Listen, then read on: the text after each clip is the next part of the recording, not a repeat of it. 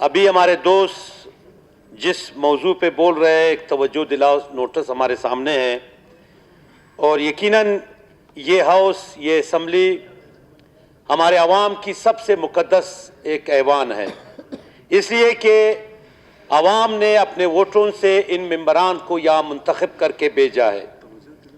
آج ہم یہ پوچھنا چاہ رہے ہیں کہ ہمیں جو ایک آئل ریفائنری بنائی جا رہی ہے اس کے متعلق اس ہاؤس کو آگاہ کیا جائے، لیکن افسوس سے کہنا پڑ رہا ہے کہ جس طرح کہا گیا میرے دوستوں نے کہ آج تک وفاقی حکومت نے گوادر سے متعلق اس ایوان کو، نہ تو اس حکومت کو، اس صوبائی حکومت کو، اور نہ ہی اس ایوان کو کبھی اعتماد میں لیا ہے۔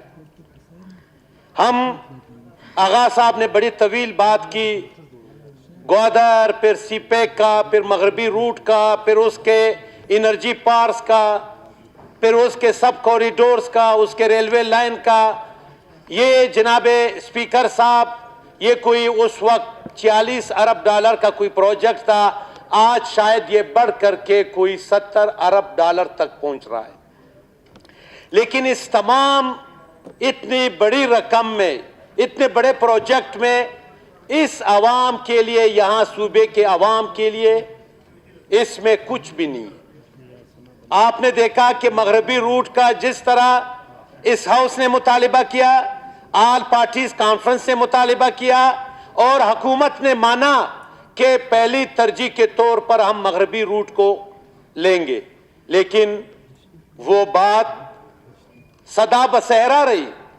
کوئی اس میں کسی نے اس ہاؤس کی آواز نہیں سنی، نہ کسی نے آل پارٹیز کانفرنس کی آواز سنی۔ جناب اسپیکر صاحب، ہم اس بات کے لیے رو رہے ہیں کہ ہمیں اعتماد میں لیا جائے، لیکن آج آپ کو یہ میں بتا دوں جناب اسپیکر صاحب کہ یہ میرے ساتھ لسٹ ہے، اور اس میں list of Balochistan projects in P S D P 18-19، یہ صرف میں روڈ سیکٹر کی بات کر رہا ہوں۔ جو منظور شدہ اسکیمات ہے، جو پچھلی دور میں منظور ہوئی، آج صرف روڈ سیکٹر میں آپ کے صوبے کے کوئی 17 کے قریب بڑے بڑے پروجیکٹ، 22 ارب روپے مالیت کے پروجیکٹ پہ کٹ لگایا گیا ہے۔ بڑے اہم سڑکیں اس میں شامل ہے۔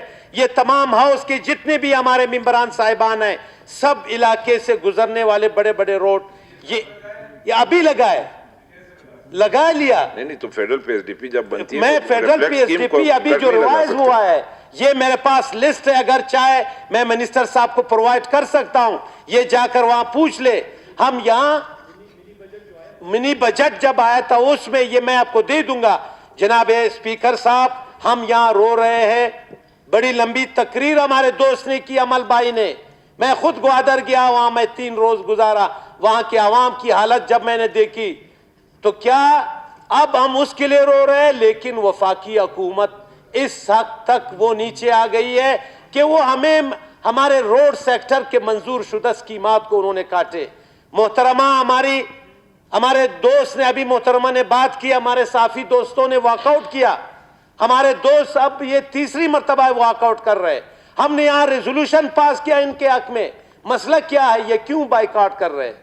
مسئلہ یہ ہے کہ جب سے موجودہ وفاقی حکومت آئی ہے، اس کے معاشی پالیسیاں اتنی عوام دشمن ہیں کہ تمام اخبارات والوں نے، تمام الیکٹرانک میڈیا والوں نے ان پہ اتنی قدغنیں لگائی گئی کہ انہوں نے اپنے سینکڑوں لوگوں کو فارغ کیا ہے۔ ابھی آپ کو پتہ ہے حکومت کہہ رہی ہے کہ ہم 1 کروڑ لوگوں کو روزگار دیں گے۔ ان صافی حضرات سے پوچھا جائے کتنے سینکڑوں ہزاروں لوگ بے روزگار ہو گئے ہیں۔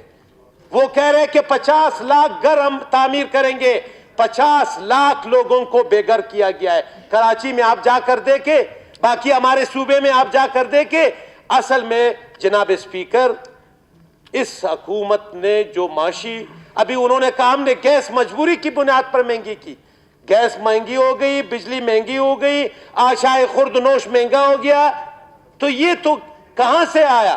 اب سارا ملبہ پچھلی حکومت پہ ڈالا جائے؟ نہیں، آپ نے کیا کیا ہے, آپ کی معاشی پالیسیاں کیا ہے, آپ کا اس صوبے کے ساتھ, اس عوام کے ساتھ کیا ہمدردیاں ہیں, کیا آپ نے کتنے کٹ لگائے. میں نے صرف روڈ سیکٹر کا آپ کو بتایا جناب اسپیکر. زیر صاحب ابھی کاروائی میرے خیال سے آگے جناب بڑھاتے ہیں. اسپیکر, یہ یقیناً کاروائی آپ آگے چلائیں, توجہ دلاؤ ہم آپ کے نوٹس. ساتھ ہیں. اس توجہ دلاؤ نوٹس بر وقت ہے, وزیر اعلیٰ صاحب ہمیں جواب دے دے تاکہ یہ ہاؤس مطمئن ہو سکے. تھینک یو جناب. شکریہ.